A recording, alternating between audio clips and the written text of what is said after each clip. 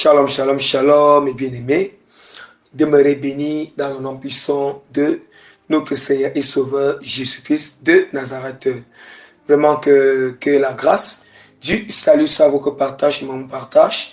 La grâce vraiment des fruits du Saint-Esprit, l'amour, la douceur, la joie, la paix, la patience, la bonté, la bienveillance, la maîtrise de soi, la foi, la fidélité, vraiment soit votre partage et mon partage. La grâce et la soumission totale à la parole de Dieu, vraiment soit votre partage et mon partage. Et la grâce vraiment de mener d'une vie de sanctification complète, totale, de l'intérieur et l'extérieur, n'est que la sanctification vraiment du cœur, de l'âme, de l'esprit et du corps, vraiment soit votre partage. Et mon partage, vraiment au nom puissant de Jésus-Christ de Nazareth, ainsi que à tous les autres bien-aimés qui sont répandus dans le monde entier, même ceux qui ne vont pas écouter. Tout cela au nom puissant de Jésus-Christ de Nazareth. Amen. Alléluia. Gloire soit rendue à notre Seigneur et Sauveur Jésus-Christ de Nazareth pour la grâce excellente qui m'accorde encore aujourd'hui de venir exhorter à son peuple, comme d'habitude. Donc, mais d'abord, je souhaite déjà demandons d'abord bénir nous tous dans le nom puissant de Jésus-Christ. Et je souhaite implorer davantage notre Seigneur Jésus-Christ de nous remplir vraiment que de son amour, de sa compassion, sa bonté, sa miséricorde, sa patience, une vie d'obéissance totale à la parole du Seigneur qui peut vraiment rendre facile une bonne communication, une bonne intimité avec notre Seigneur Jésus-Christ de Nazareth. Donc, je vais recommander déjà ce moment d'exhortation entre les mains du Seigneur à travers une prière courte de recommandation. Père Tout-Puissant, je te bénis et je te loue pour cette grâce que tu m'accordes encore en ce jour pour venir exhorter à ton peuple. Père, toi qui es au-dessus de toutes choses, toi qui as créé le ciel et la terre, je m'incline devant ta sainte face. Seigneur, afin de te recommander ce moment d'exhortation. Père, je t'implore, Papa, inspire ton serviteur. Amène ton serviteur, je t'implore dans les profondeurs de ta parole. Seigneur, communique la vie, Père, à travers les paroles que tu vas mettre dans ma bouche à ton peuple, afin que, Seigneur, afin que, Père, les eaux desséchées, Seigneur, reprennent vie au nom puissant de notre Seigneur Sauveur Jésus-Christ de Nazareth. Amen. Donc, par la grâce que l'Éternel m'accorde, je vais annoncer rapidement le thème de notre exhortation qui est intitulé sur « Voici une autre manière que nous avons tué nos bien-aimés en Christ, repentons-nous. » Voici une autre manière que nous avons tué nos bien-aimés en Christ. Bien-aimés, c'est très important. La parole du Seigneur, c'est une source de vie. En fait, il y a tout dans la parole. Il y a tellement de révélations profondes dans la parole de Dieu. Nous allons rapidement ouvrir. Nous allons rapidement vraiment ouvrir la parole de notre Seigneur Jésus-Christ dans Matthieu Matthieu chapitre 5 à partir du verset 21 jusqu'au verset 28. Je lis en nom puissant de Jésus-Christ. Vous avez entendu qu'il a été dit aux anciens, tu ne tueras point. Au fur et à mesure que je lise, je vais expliquer. Voilà. Vous avez entendu qu'il a été dit aux anciens, tu ne tueras point. Celui qui tuera mérite d'être puni par les juges. Écoutons bien. Or, c'est dans l'Ancien Testament, on dit que celui qui tuait physiquement là. Ici, Jésus-Christ parle que vous avez entendu qu'il a été dit par les anciens que tu ne tueras point, celui qui tuera mérite d'être puni par le Sanhédrin. Par le juge, autant pour moi, je m'excuse. Ouais, ça c'était une tuerie physique bien aimée. Donc ça c'était quand tu tues ton prochain physiquement et tu l'as fait exprès, on te tue aussi. Une fois. Il n'y a pas, on ne paie pas le temps. Vous voyez? On te tue aussi. C'était l'air. Ouais. Mais là, c'était que quand ça arrive que tu as tué physiquement. Mais ici même, ce n'est même plus. Jésus-Christ dit quoi?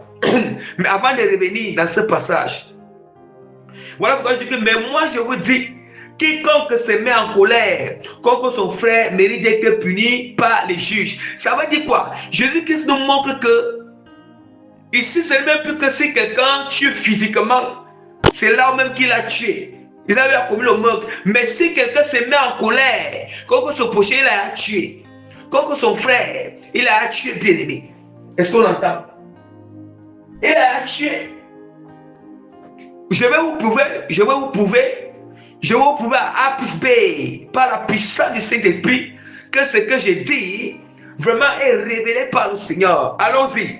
Je vais d'abord sauter pour aller un peu plus bas. Où Jésus dit que, il dit ici que vous avez appris qu'il a été dit tu ne commettras point d'adultère. Or, il est en train de détailler les commandements. Il a d'abord parlé de tuer. On va encore revenir sur ça. Mais je reviens d'abord encore au niveau de l'adultère. C'est le commandement qui parle.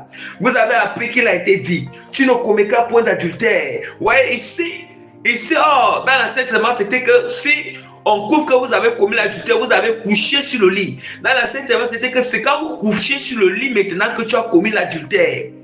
Ouais, à l'aide de la loi, c'est là où maintenant quand tu es passé à l'acte, c'est là maintenant que tu as vraiment péché. C'est là où l'adultère a été considéré maintenant que... Mais là, à l'aide de la grâce, Jésus dit quoi? Oh, regardez ce qu'il nous dit. Il dit ici même, il ne dit même pas passer à l'acte. Il dit que, mais moi je vous dis, que quiconque regarde une femme pour la convoiter a déjà commis l'adultère avec elle dans son cœur. Or, quiconque regarde une femme et la convoiter, ça veut dire qu'elle a désiré dans son cœur, avoir envie dans son cœur. Quelle envie? L'envie de coucher avec cette femme dans son cœur. L'envie, bien aimé, ou bien avoir des pensées impures avec cette femme dans son cœur et a commis l'adultère. La convoitise, c'est l'envie. C'est une envie, c'est un désir. Un désir lié au péché, un désir charnel. C'est la même manière. Vous voyez comment Jésus-Christ, il dit que vous avez appris que c'est lui. Vous avez appris que c'est lui qui commettra. Il dit que vous avez appris qu'il a été dit, tu ne commettras pas l'adultère. Ça veut dire que tu ne passeras pas à l'action. Commettre l'adultère, c'est l'action de faire l'adultère. C'est là où c'était le péché. Mais Jésus qui dit même que ici, on n'a même pas besoin d'aller à l'action. Du moment où on a eu la pensée désirée dans le cœur, convoiter, regarder une femme là, convoiter dans le cœur, on a commis l'adultère. C'est d'où maintenant il revient encore. Revenons encore sur là où nous sommes. Vous avez entendu qu'il a été dit aux anciens, tu ne tueras point. Celui qui tuera mérite d'être puni par le Sanhédrin. Et puis il dit que, mais moi je vous dis, quiconque se met en colère contre son frère mérite d'être puni par les juges. Ouais, mérite d'être puni par les juges. Ça veut dire que celui qui se met en colère contre son prochain, je vous assure, a déjà commis un meurtre. Il a tué. Vous savez pourquoi? Parce que si on se met en colère et puis on garde cette colère en nous là, ça veut dire que on a tué notre prochain, on a lié son âme. Oui, il ne peut pas avoir du bien. Or, même, c'est la colère qui pousse parfois même quelqu'un à agir, parfois même à tuer physiquement, parfois même à manifester des actes vraiment des actes vraiment qui peuvent amener à tuer physiquement. Mais non seulement quelqu'un qui est en colère peut faire des dégâts, mais à part ces dégâts, lorsque nous sommes en colère contre une personne dans notre cœur, je vous assure, on a allié l'âme de la personne. Et si l'âme d'une personne est liée, du coup, sa vie spirituelle est déjà morte. Du coup, il ne peut rien faire dans sa vie parce que son âme est liée. Son âme est liée. Donc, je dis que Dieu fait seulement qu'on se met en colère dans notre cœur, contre notre prochain. Ça veut dire qu'on mérite que la même manière que celui qui tue, celui qui a tué, qui a commis un meurtre, il mérite d'être puni par les juges. Or, c'était quoi? La manière qu'on punissait auparavant, on tue aussi la personne. Celui qui tue physiquement, on le tue aussi physiquement. Mais là maintenant, Jésus dit que ce n'est même plus physiquement. Nous sommes à l'aide de la grâce. Tout chose est d'abord spirituel d'abord. Il dit que mais c'est lui-même qui est en colère dans le cœur. Quand son prochain a déjà tué son prochain. Ça veut dire que ce n'est pas différent qu'on a commis un meurtre physique. Soyons sérieux. La même manière que nous prenons le passage biblique où il dit que celui qui regarde la femme et la combat dans le cœur a commis l'adultère. Prenons aussi ça au sérieux. Hein? C'est la même chose. C'est la même chose. Nous-mêmes, nous expérimentons souvent quand c'est quelqu'un convoite une femme dans le cœur. Comment bien aimé, la même s'il ne se répand pas, il aura des couches de nuit bien aimées. C'est ça le résultat, conséquence, parce qu'il a commis l'adultère. Ce n'est pas différent de l'adultère physique. Quand la personne a regardé une femme et l'a convoité dans le cœur, c'est la même sentence de l'adultère physique, c'est la même sentence. L'adultère spirituel qui s'est passé dans le cœur. C'est la même manière comme on prend ce passage biblique au sérieux. On doit aussi prendre ce passage biblique où Jésus qui dit, il parle que celui qui se met en colère, la même manière que celui qui a tué, il mérite d'être puni par le juge. On dit aussi que c'est aussi la même manière celui qui se met en colère. Mais moi je vous dis, il ne dit même plus le meurtre physique, mais il dit maintenant si on est en colère dans notre cœur, en colère contre notre prochain là, contre notre frère, on mérite d'être puni par le Seigneur parce qu'on a tué. Nous avons commis, c'est pas différent qu'on a fait un meurtre. On a commis un meurtre physique. Ce n'est pas différent qu'on a versé le sang. Qu'on a versé le sang. Parce que quand on se met en colère, contre notre prochain, on est en train de le condamner. On est en train de lier son âme. On est en train de lier son âme. Or, la parole du Seigneur nous dit que la parole de Dieu nous a dit quelque part dans Genèse que vous ne mangerez pas vous ne mangerez pas du sang car l'âme, voilà, l'âme, parce que l'âme de la personne c'est le sang, c'est son sang. C'est ce que la parole de Dieu nous dit. L'âme d'une personne c'est son sang bien-aimé. C'est son sang. Vous voyez? Or, du fait que l'âme est liée bien-aimée, ça veut dire que l'âme est liée, on s'est mis en colère, on a tué l'âme spirituellement. Oui. Il continue encore à dire que, et moi je vous dis donc, voilà. Et puis il dit que celui qui dira à son frère, Raka, mérite d'être puni par le Sanhédrin, et que celui qui dira insensé mérite d'être puni par le feu de la géhenne. Bien aimé, en fait, on dit que celui qui dira insensé, bien aimé, insensé dans quel sens? Il peut arriver que ton frère ou ta soeur en Christ, peut-être il n'a pas bien compris quelque chose, peut-être il n'a pas bien assimilé quelque chose. Soit peut-être il pose la question, soit peut-être... En réalité, ce n'est pas parce qu'il n'a pas bien compris. Il y a une différence. Il y a une différence entre... Nous allons voir que quelque part, la parole de Dieu appelle certains que Même la parole du Seigneur, il y avait certains qui appelaient l'autre insensé. Mais Jésus qui nous dit ici qu'on n'a pas, c'est lui qui appelle son frère, qui dit à son frère Raka, ou bien qui le dit insensé. Qu'est-ce que ça signifie? Il y a une différence. Nous allons voir quelque part l'apôtre Paul. Il disait aux gens qui est insensé. Ne savez-vous pas que ce que vous sémez, ça pousse, ça va, c'est qu'on sème sur la terre sa main et puis ça repousse. Pourquoi? Il y a une différence entre quand il disait insensé et l'insensé que je ne puisse pas, ce qu'on ne doit pas dire à nos frères. Il précise bien à nos frères, le franc Christ ou la sainte Christ. Qu'il est impossible que nous professons la même foi. Nous sommes dans le Seigneur. Et puis, nous tous nous battons à marcher la saine doctrine. Et puis bon, comme un frère ou une soeur, peut-être n'a pas pu comprendre la vie de la chose. Et puis n'a pas pu comprendre la vie de la chose. Et puis maintenant, on va s'emporter et le chrétien ou la chrétienne est insensé. Insensé, il y a parfois certaines personnes, quand on va les poser les questions, surtout certains qui ne comprennent pas, on va les poser les questions. En fait, c'est comme si ils vont parler mal. Ils vont dire ils vont parler mal aux autres. Ils vont parler mal aux autres. C'est dans ce sens que je suis en train de dire ici.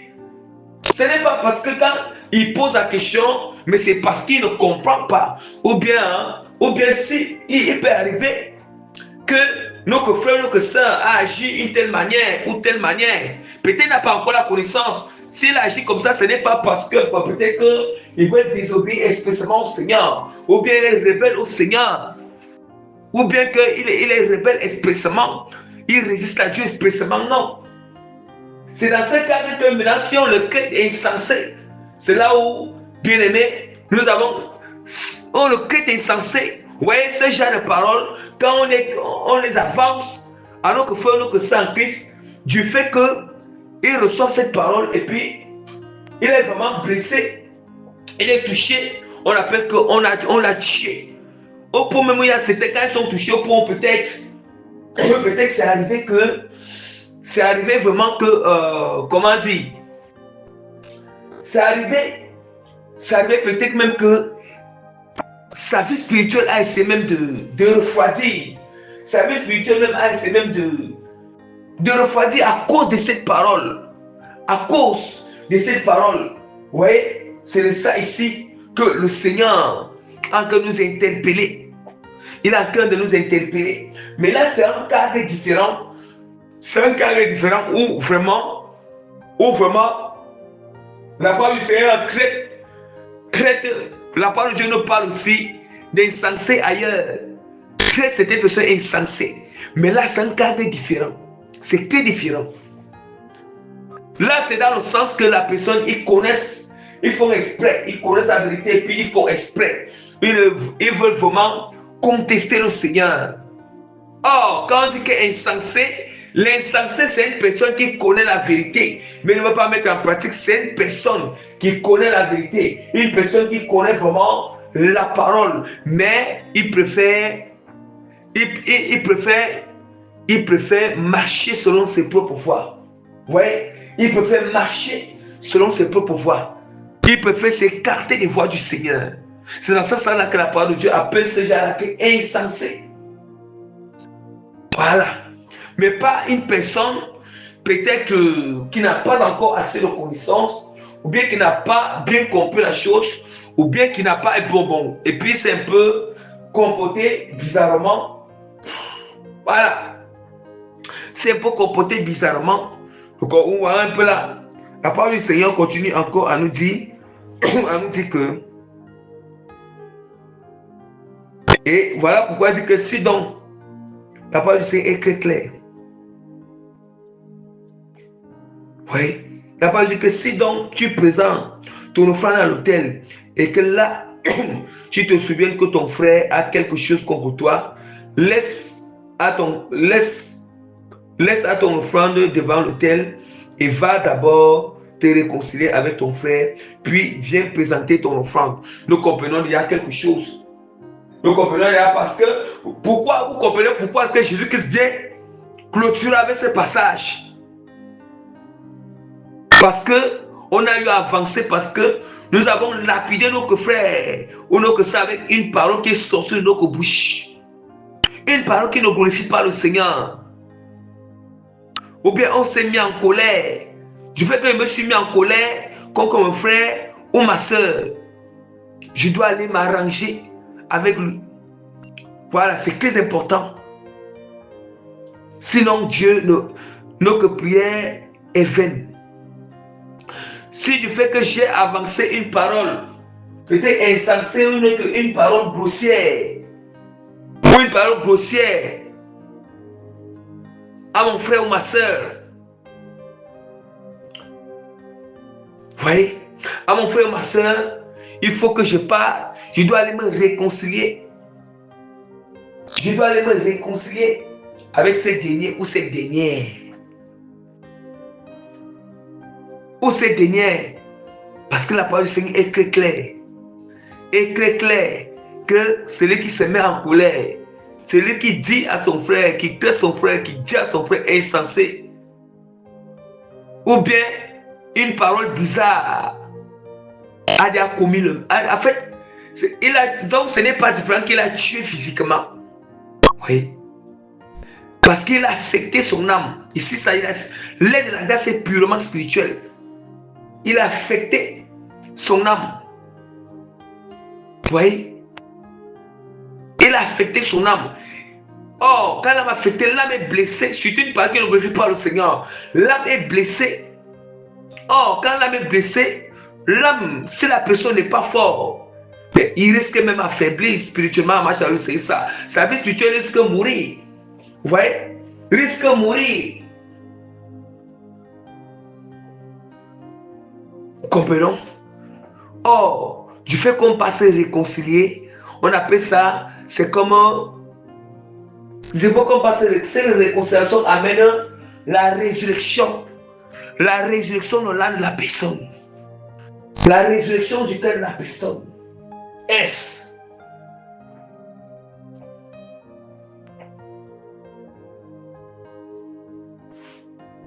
Et la parole du Seigneur continue encore à nous dire dans Matthieu 24, verset 48 à 51. Mais si c'est un méchant serviteur qui dise en lui-même, mon maître tarde à venir, et s'il se met à battre ses compagnons, s'il mange et boit avec les ivrognes, le maître de ce serviteur viendra le jour où il ne s'y attend pas, et à l'heure qu'il ne connaît pas.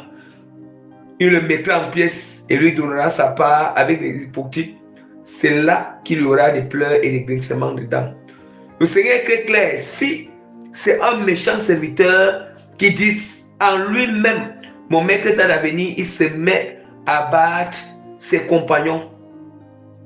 Vous voyez? Abattre les compagnons veut dire quoi? Ce n'est pas qu'il va prendre un fouet physique, non. Ce sont les paroles qui sortent dans nos bouches. Qui sont, voilà, les paroles qui sortent dans nos bouches. C'est ça qui veut dire que battre ses compagnons. Voilà. Les compagnons, c'est quoi?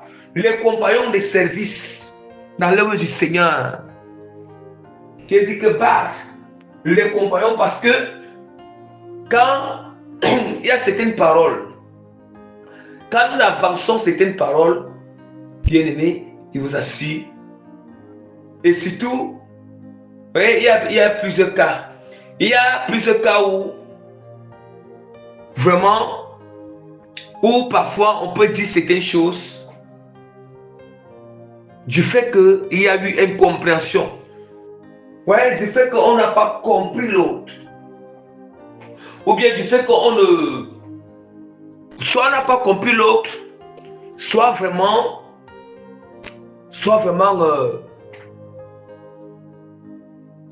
nous nous sommes trompés. Ouais, parce qu'il y a parfois il y a des choses il y a vraiment des choses qui blessent souvent notre prochain. Parfois, quand tu te trompes sur ce que tu dis sur ton prochain, donc tu te trompes, tu te dis que tu es sûr en toi à 100%. Et puis quand tu dis, mais ce n'est réellement pas la chose.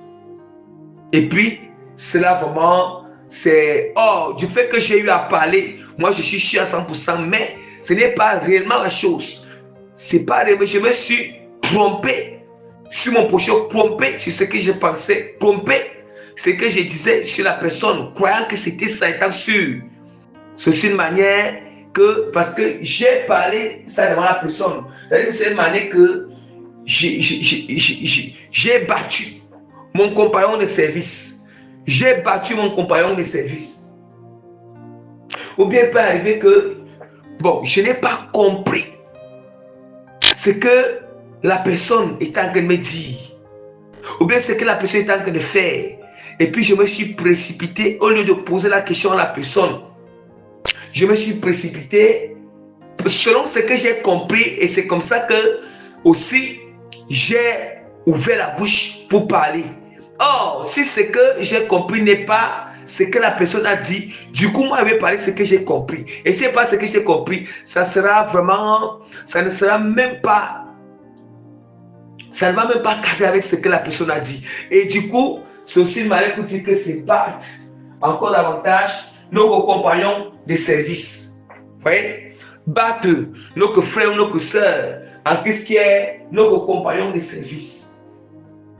Et c'est toujours très important que lorsque nous échangeons avec un frère ou une sœur en Christ, si on a dit un truc, croyons que c'est comme ça que la personne, croyons comprendre ce que la personne dit, quand la personne, on a parlé, puis la personne dit non, tu n'as pas bien compris, c'est pas dans le sens qu'il est dit.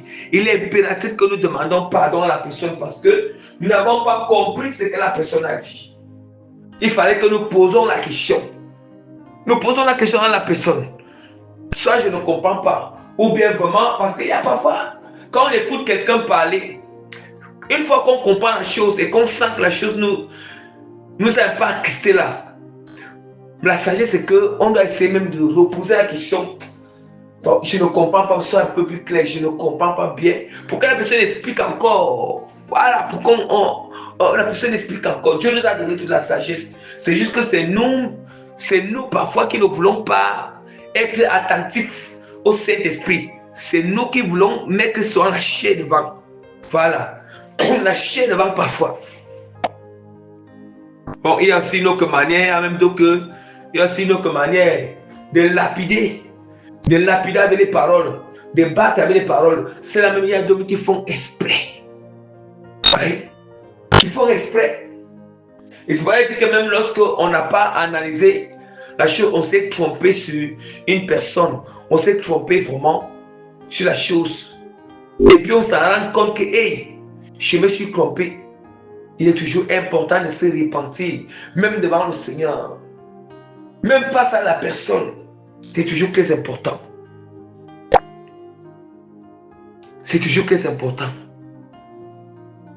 Vous voyez, tout ça, ça fait partie. Vous voyez, ce sont des choses, voilà les manières vraiment que nous tuons nos bien-aimés en Christ. Nous tuons nos frères et sœurs en Christ. Voilà les manières, vous voyez. C'est de ça que le Seigneur nous enseigne. Aujourd'hui, tuer n'est pas seulement physiquement. Le Seigneur Jésus, c'est lui-même qui nous enseigne cela. Ce n'est pas moi, c'est lui. Ce n'est pas moi, c'est lui. Et la preuve en est que il dit d'abord, il parle d'adultère physique. Et puis il dit, mais moi je vous dis, vous avez entendu que celui qui commet l'adultère, tu le commettras pour l'adultère. Et celui qui commet l'adultère mérite d'être puni par. Voilà. Celui qui commet vraiment l'adultère, vous voyez, voilà. Celui qui voilà, que tu le commettras pour l'adultère. Mais moi je vous dis, quiconque regarde une femme et la convoite dans son cœur, et quiconque regarde une femme et la convoite, elle a commis l'adultère avec elle. Donc la nuit vraiment, la nuit ne doit pas tomber.